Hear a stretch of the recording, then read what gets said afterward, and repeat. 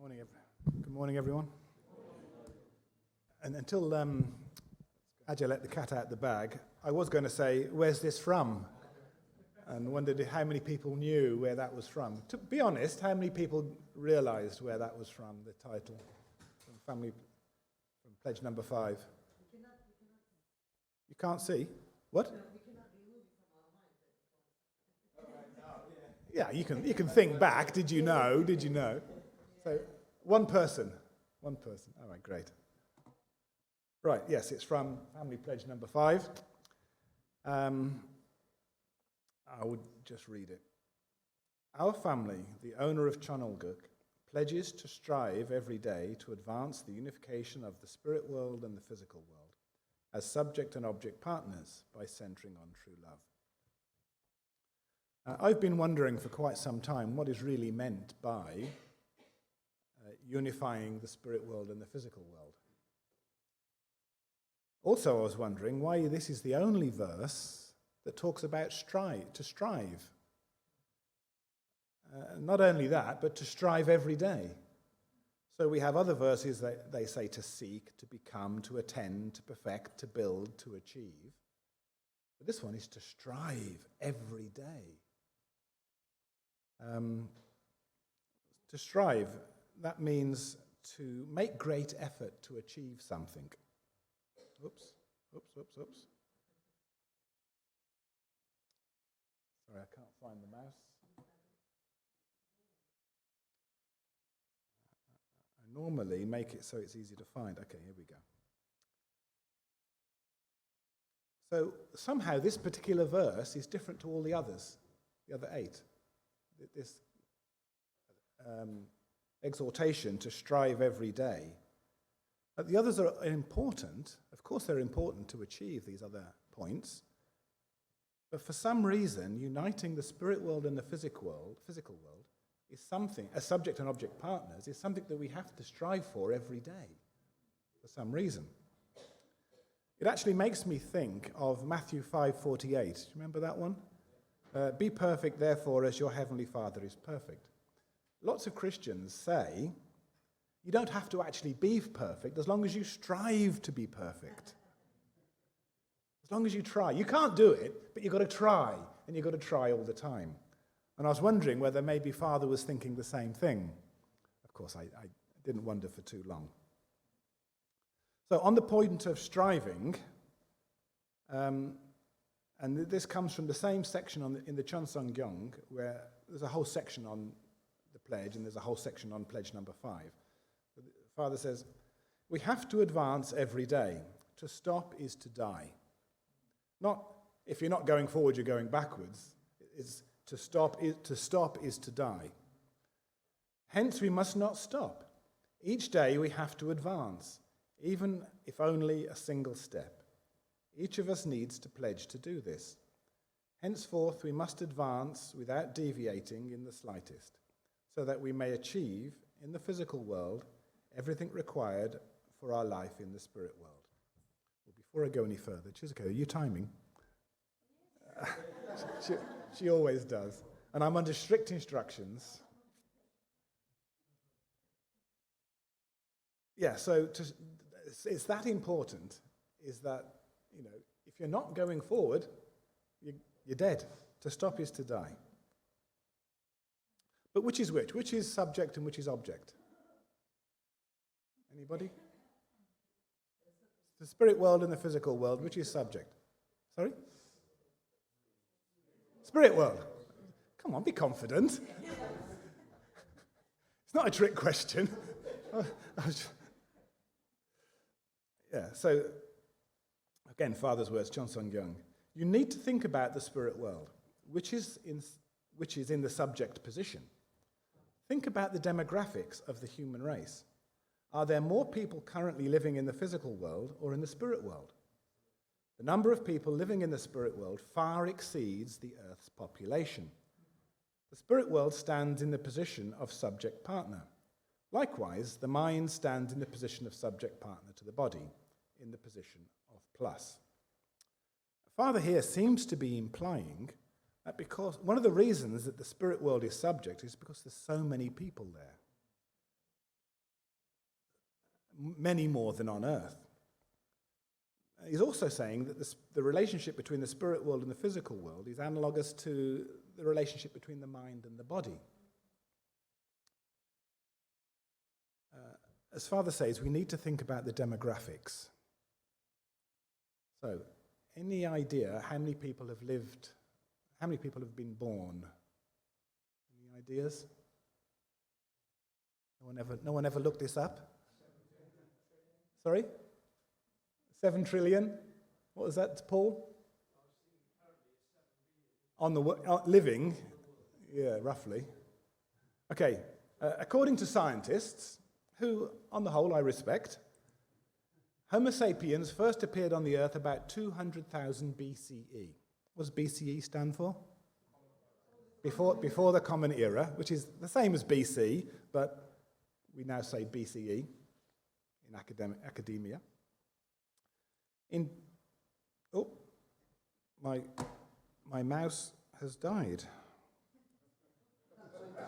Oh, it's not. In 2020, there was an estimated 116.7 billion members of our species have ever been born. 116.7 billion. In 2020, the population was 7.7 billion, or 6.7% of the total. So quite a small percentage compared to the number of people living in the spirit world. What have most of those people been like? The average life expectancy for most of human history, the average life expectancy was 10 or 12 years. Getting to 40 was considered to be venerable. If you made it to 40, you were a senior member of the tribe and respected, and you had a lot of knowledge at 40 years old. How can Father say that the spirit world is subject? Should we be following or even listening to those 117 billion people? If the spirit world is like the mind, what kind of mind is that? At best, most are ignorant. At worst, they're downright evil. And this is meant to be subject.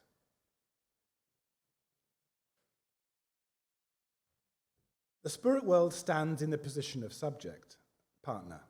It includes countless tribes and peoples. The physical world should take the highest level spirit world as its standard and move in unison with it. To achieve unity between the spirit world as the subject partner and physical world as the object partner, you must overcome any division between the two. So yes, there are lots of people in the spirit world, but somehow we have to connect to the highest level. We should only connect with the highest level. And goes on to say, in your daily life, you need to experience the profound love that comes from connecting with the heavenly realms. Then your daily life will be filled with profound experiences of God's sorrow and joy. So when we can connect to that highest level, the highest realm of the spirit world, we can then start to experience these deep, profound experiences of joy and sadness. But it's God's joy and God's sadness. And we need those profound experiences daily. We daily need those experiences. I was on a 40-day workshop in New York, and Reverend Quark came to speak, and he basically told us off. And he said, "Why don't you have spiritual experiences? Our church was built on spiritual experiences." And I got the impression he was saying, we're just not trying hard enough. You're not trying hard enough to have spiritual experiences. I remember probably many of you are the same, when we were living in centres, you'd wake up in the morning and come to have morning service, and then you come to breakfast, and one of the first questions would be, who had a dream last night? We were always thinking about spiritual guidance and, what's God's will for me at the moment? Where should I go to fundraise? Where should I go to witness? What should I be doing? I see somebody looking a bit down. Oh, I must go and give God's love to that person. Or something. Constantly we were thinking about bringing the spirit world, bringing God into our daily life. This is just over the last couple of weeks, we've been reading Father's prayers at the end of the Chonsung-gyeong. And while I was preparing for this sermon, this one jumped out to me. This is from a prayer in 1956.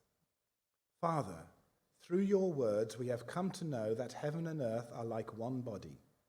When we recognize that heaven is the subject partner and we are the branches and leaves, we realize that we cannot live even one day or one moment without receiving heaven's sap of life and love.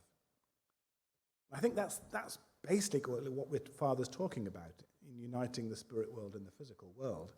It's connecting. So like a tree, we're just part of one body, and God's love, the sap of life is flowing through us. I'm sure you've all seen this diagram before. We live in both worlds. When we reflect, when we look at ourselves, we think about yourself, we're aware of a spirit mind. We're aware of our intelligence and feelings and hearts and thoughts.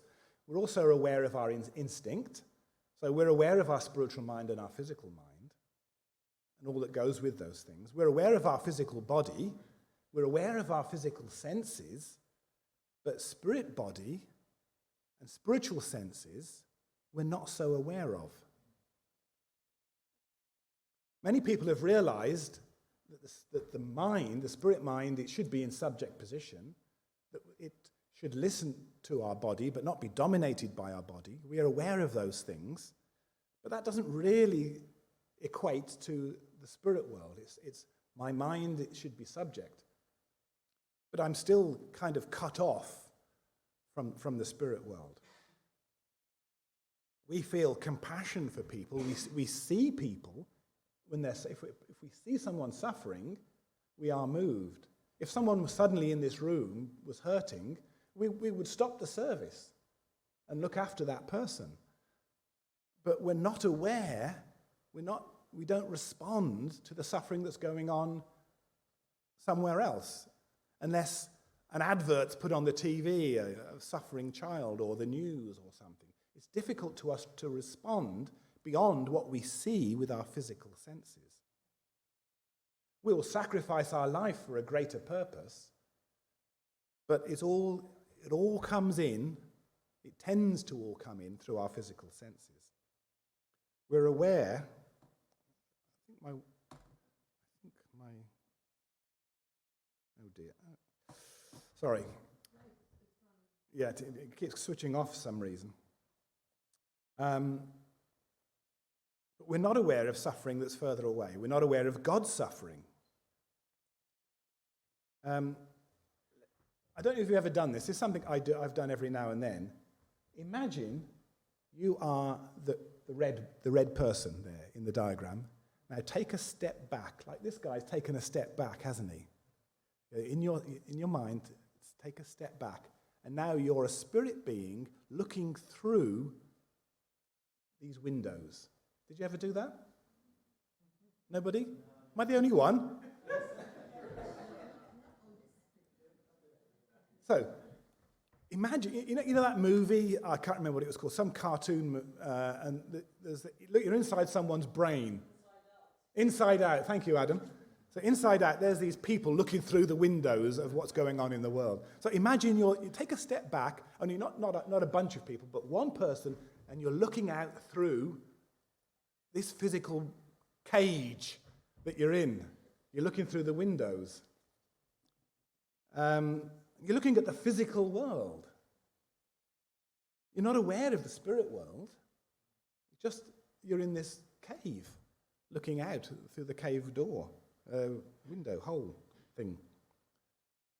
Of course, some people are spiritually open, and I'm going to talk about that later. But that creates different problems when you're spiritually open. But when our whole world, our whole daily life is all based on what's coming in through our physical senses, then we tend to think of the spirit world as subject. The physical world as subject, because that's our reality. It's a very physical reality. Sometimes when I'm praying, it's an odd feeling. It feels like my body is shrinking, my physical body is shrinking, and my spirit is expanding, and it kind of gets stuck about here somewhere, And I always feel like, I'm sure it could go further if I was more spiritual.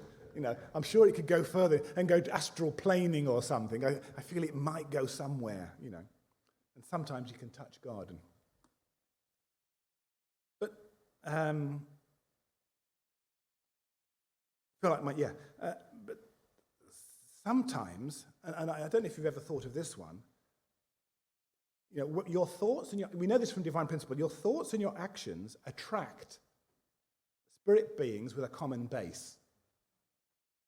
So whatever you're into, or whatever you think about, then the spirit world starts to congregate around you. And actually, your thoughts aren't 100% your own. And you're thinking something, and it's attractive, and you're having give and take with the spirit world, but we're not aware of that. And you have to be really careful. You'll have I'll have a thought.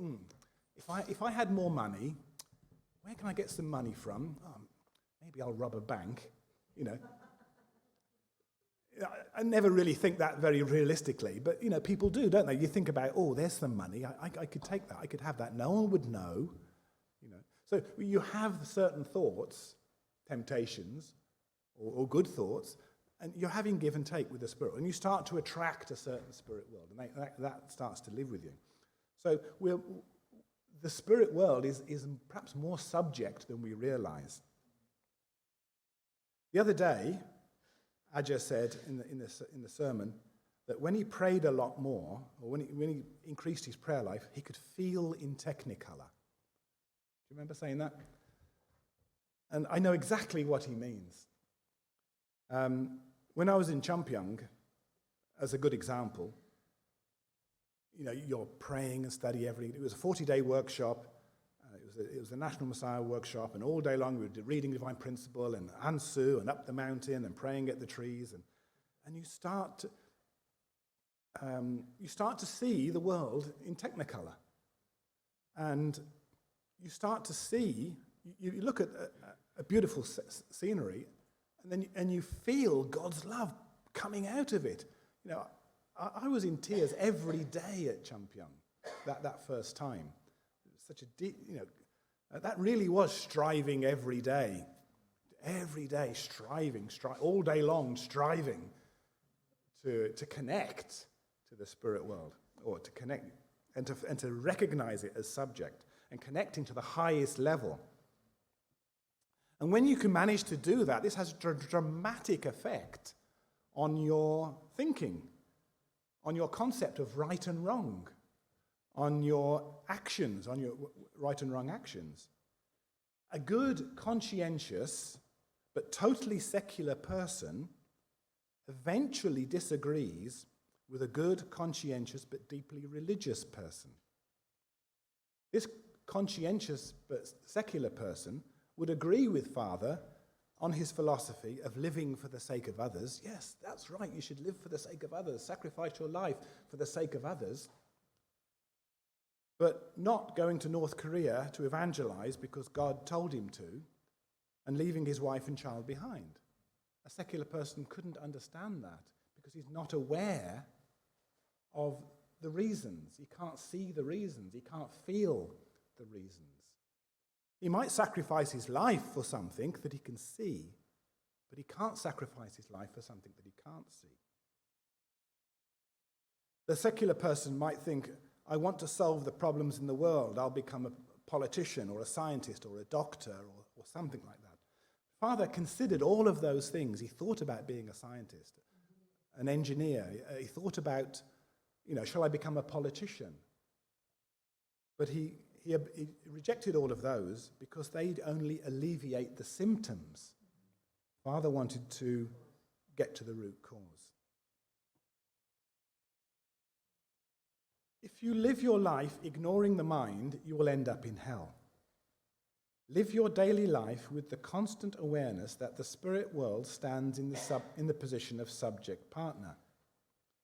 You need to work on bringing the two together every day, every year, and throughout your life. When you ascend to the spirit world, you will find it is your home and the final stage of life where you can live freely. So that first sentence, you'll end up in hell, shouldn't be seen as a threat of punishment. But it's a warning similar to don't walk along the edge of the cliff with your eyes closed. And also it's a warning, despite all of your good intentions, if you don't, all the good things that you do, or that you're trying to do, if you don't recognize that the spirit world is in the higher realms, the highest realm of the spirit world is in subject position over your daily life, then unfortunately you're going to end up in trouble. So we find ourselves in a dilemma. We need to be aware of the spirit world, but we cannot feel it. We need to see it as subject in our lives and strive to bring unity with the highest level. But how can we do that? I mean, you could go and live in Champyong and spend all day praying sort of in a monastic lifestyle. That's not open to most of us. So how can we connect to something we cannot see? We have been given a way to do this. Any suggestions?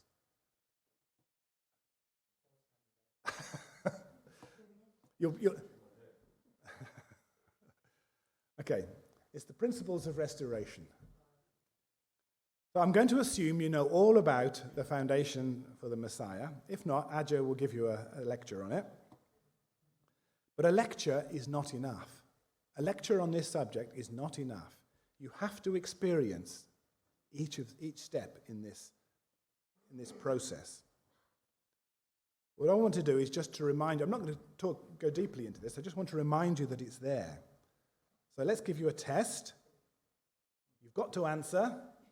God's watching. What are the three elements for the foundation of faith?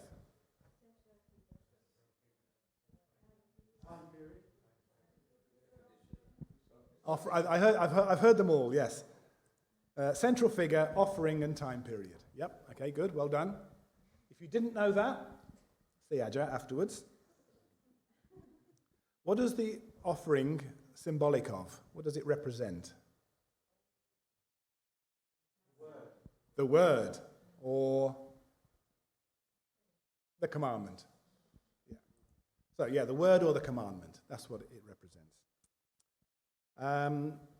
So you make your offering. What should you do if God does not accept your offering? So that could be you feel far from God, you're struggling to pray, things like that. What should you do if God doesn't accept your offering? Go and find Abel. That's right. Find and unite with Abel. You got it? Right. How does the foundation of substance help? Yeah. People will think that I gave you the answers, but yeah, that's right. No, I didn't give Chizika the answers. Yeah, removing fallen nature and something else as well. Nobody? Removes fallen nature, enables you to recognize the Messiah.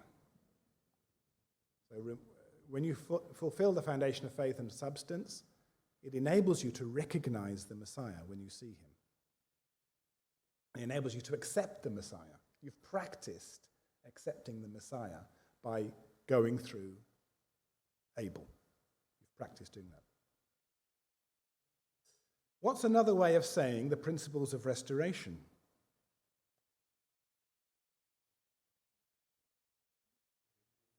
Yep, that's it. Principles of recreation. So what's being recreated? We are being recreated as God intended. We're developing our spiritual sensitivity. Perhaps not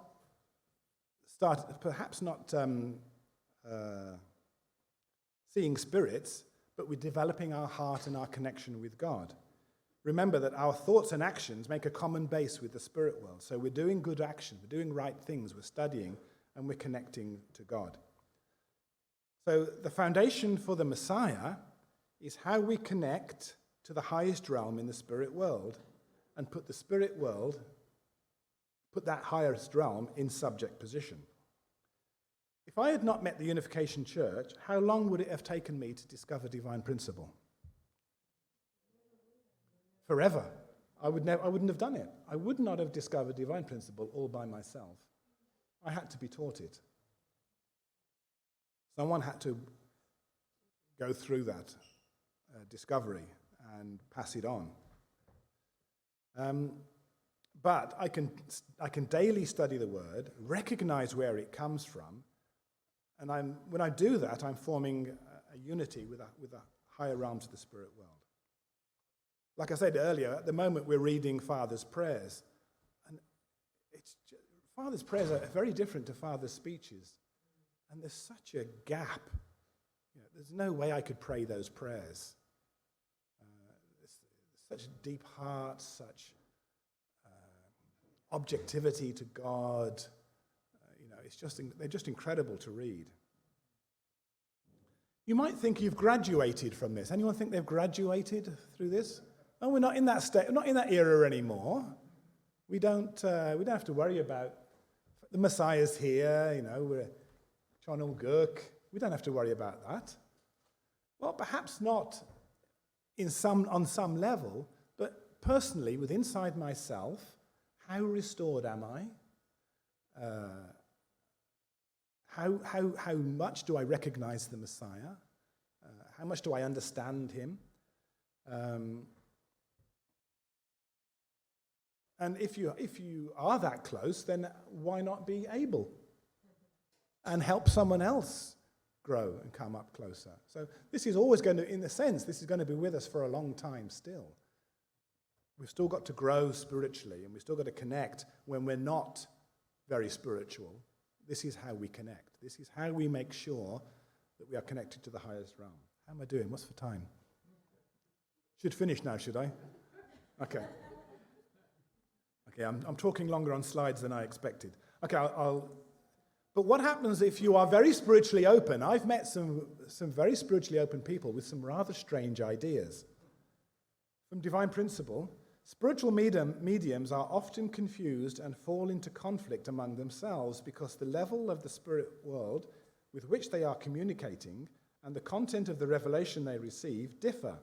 Although they are in contact with the same spirit world, because their circumstances and positions vary, and their character, intellect, and spirituality are at different levels, they'll perceive the spirit world in different ways. How can these spiritual gifted people cope with their troubles? God will provide them with the new truth that will help them understand that the unique mission with which they have each been entrusted are all for the sake of the same ultimate purpose of God. In other words, even very spiritually open people have to make the foundation of faith, foundation of substance, and foundation for the Messiah.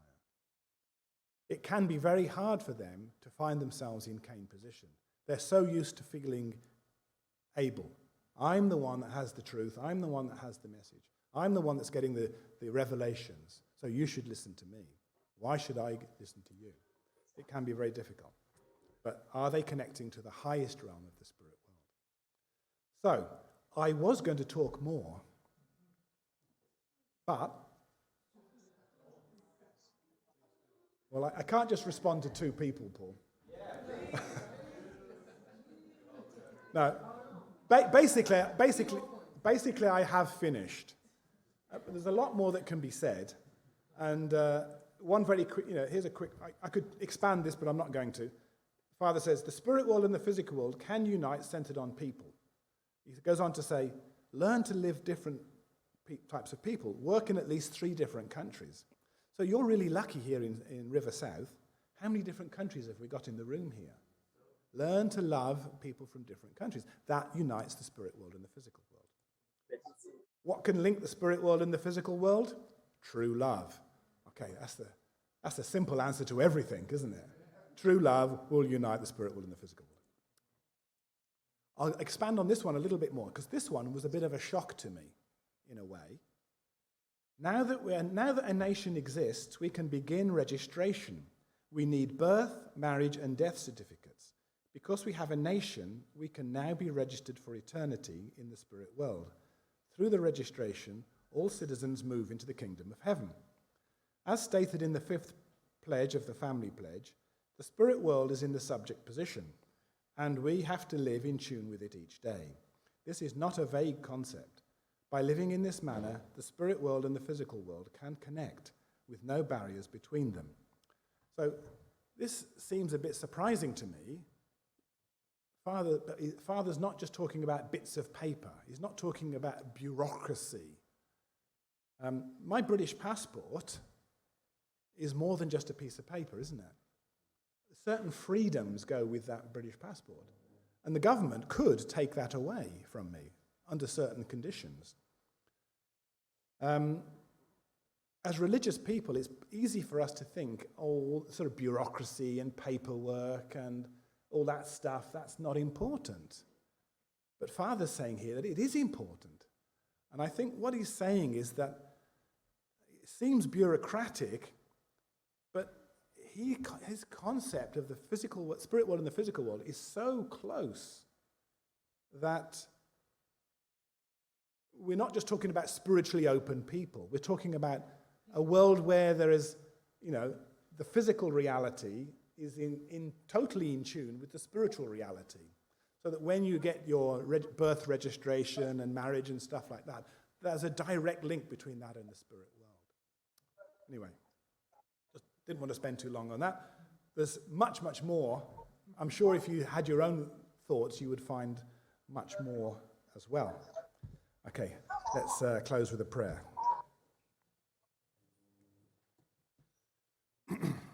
Our beloved Heavenly Parent, we are so grateful that you persevered to bring your truth to us,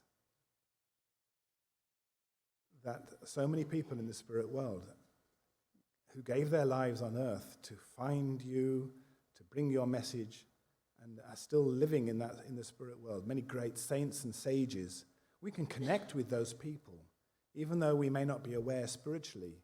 But there's so much going on in the spirit world, there's so much going on, and we have to look at our thoughts. Where are our thoughts? We can study, we can go through Abel, we can make connections, we can keep focusing on bringing it to you, making our connection to you. And True Father says we have to do this every day. We have to strive every day, at least one step forward every day, whether that is in hundoke, in trying to pray more deeply, thinking of other people, all the religious things that we know we should be doing, to not let the physical world dominate our daily lives, but to see your love and your beauty shining through the rain, shining through the clouds, shining through the sunshine, to see your love in people. And it is possible to be able to start to see your love and your spirit and glowing in this world. We know this is how True Father talks. We look at the holy songs. They're so beautiful, the ones that he wrote. We can strive every day. Please guide us in this. I report in my name, Nigel Barrett, Blessed Central Family. Arju.